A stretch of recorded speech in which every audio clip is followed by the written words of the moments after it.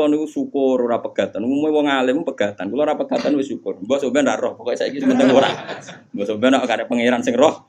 Sok. Imam Sibawa. Niku senengane ngarang kitab.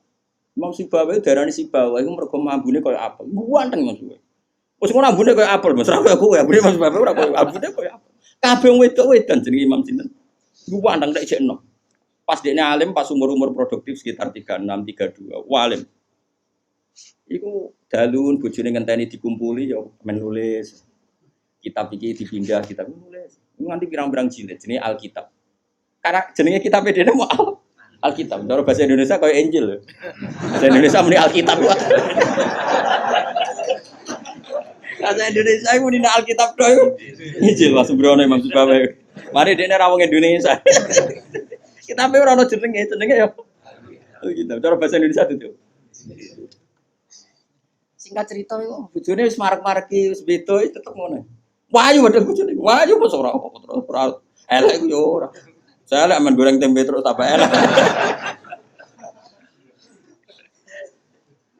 Terus saya bojone mikir, aku nganti dibaroi mergo barang iku kitab.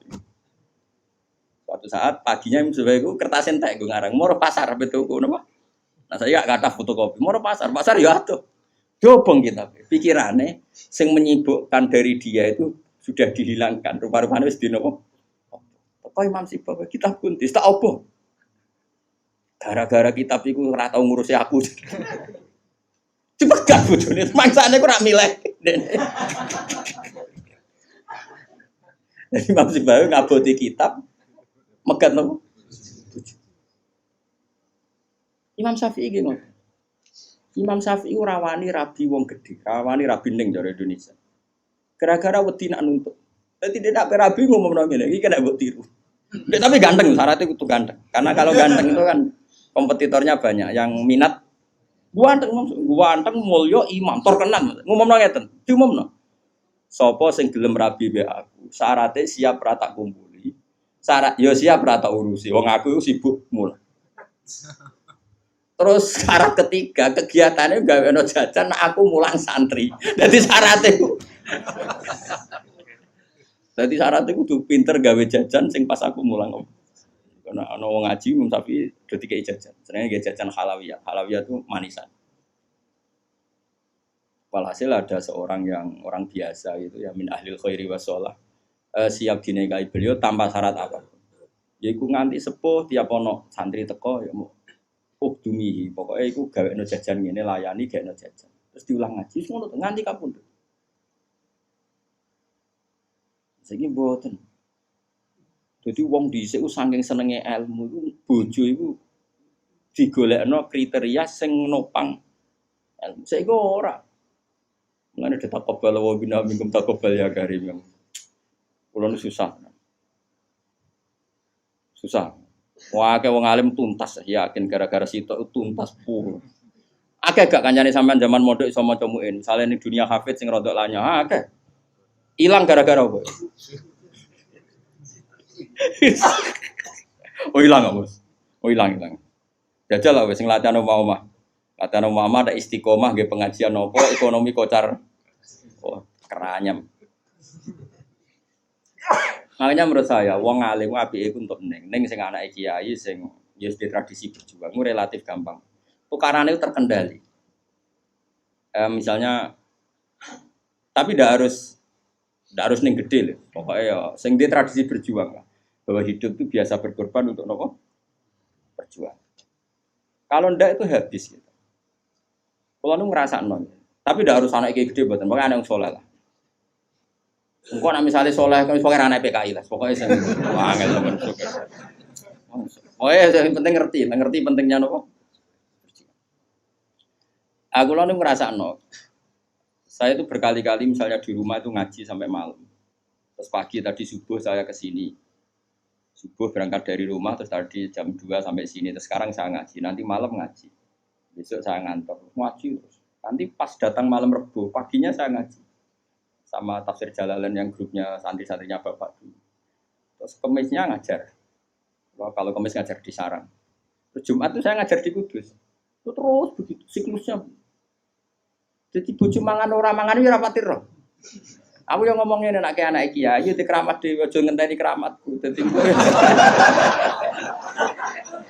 Dan engko ya pokoke padha uripe ngono. Tuhan cara kula bojone kiai kudu di keramat dhewe nek ora wis takobal wa minkum takobal ya kan. Nah ini kan ya seperti, nah itu Aisyah itu termasuk istri yang dengan kriteria itu. Saya tuh heran sama Aisyah gini, saya tuh punya Musnad Ahmad ya, Musnad Ahmad itu 14 jilid. Itu satu jilid tuh ada yang riwayatnya Aisyah semua. Jadi minal muksirin wal muksirat itu Sayyidah siapa? Aisyah. Dan anehnya dalam satu jilid tuh Kifat, yang diceritakan Aisyah tentang Nabi itu pasti yang sisi hukum. Bukan kenangan Nabi tidak punya uang atau taruh saja gini. Sebetulnya nggak ada yang dimakan untuk sarapan itu kan masalah kalau bagi istri sampean. Nggak masalah besar nggak kalau istri sampean jam 8 masih belum ada yang dimakan. Oh, perang Brontoyudo. Itu Sayyidah Aisyah ngenangnya enteng saja bahwa pernah peristiwa itu terjadi dan Nabi ngambil sikap ya kalau nggak ada yang dipakai sarapan ya saya puasa. Aisyah ya oke ya Rasulullah kalau nggak ada yang sarapan ya kita puasa. Kowe bayangno di bojomu ayo. Nak nganti kiamat. Kok segampang itu menyelesaikan masalah ekonomi masalah. Dan itu Aisyah cerita ada dalam konteks dia kecewa tentang keuangan Rasulullah. Cerita dalam konteks bahwa puasa sunat itu udah harus nginepno niat. Buktinya Nabi pernah puasa setar setelah ada informasi gak ada yang dimakan. Coba kalau gak orang bener-bener sholihah. Ayo bojomu kira-kira dia mafhum ngono ta ora?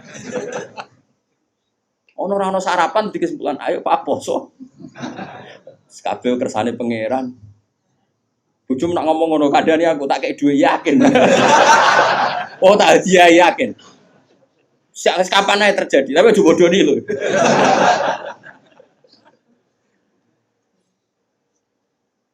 Oh itu garwane Nabi ku beda mbek bojomu.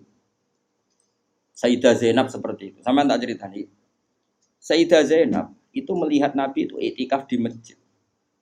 Itu langsung garwane Nabi itu bikin sawari itu semacam pegangan-pegangan terus jadi syariah, jadi pembatas. Semuanya itikaf di masjid. Sekarang hitung saja Gefwa. Andaikan Nabi tidak figur yang menarik di mereka dan andaikan Nabi adalah figur yang jorok, yang enggak benar di depan mereka, pasti mereka tidak ingin mengikuti Rasulullah Shallallahu Alaihi Wasallam. Neng dinggon garwa akeh itu sumber masalah, tapi garwane Nabi itu biasa kompetisi. Neng bab nopo ibadah.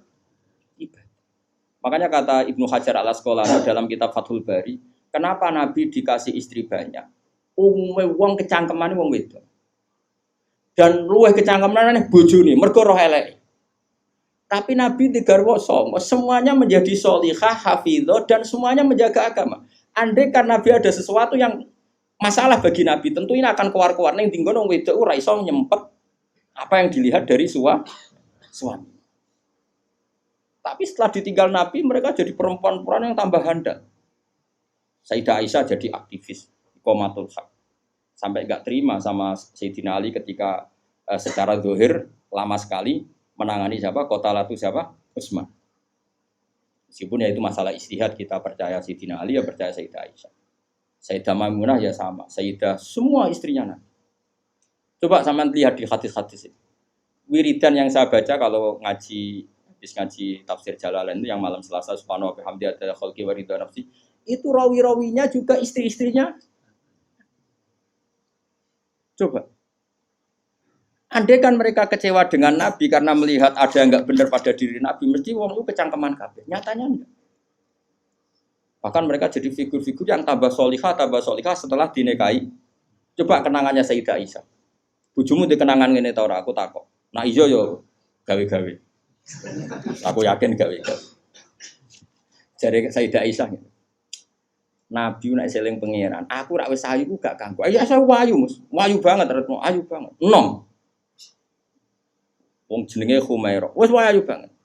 Iku Sayyidah Aisyah itu kalau sehari itu malang, terus melumah. Iku Nabi ku nak wae salat ya nangis.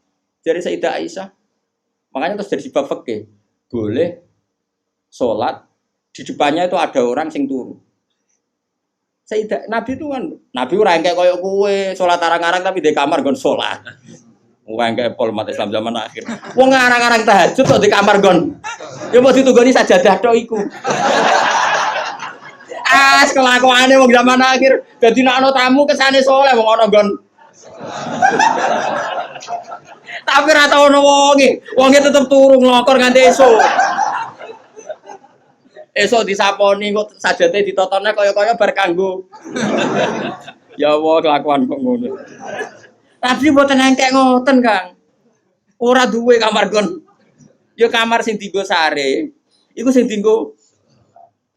Terus Sayyidah Aisyah ku turu iku jek nglekor. Nabi salat, Allahu Akbar. Nangis Nabi. Lali nang Aisyah.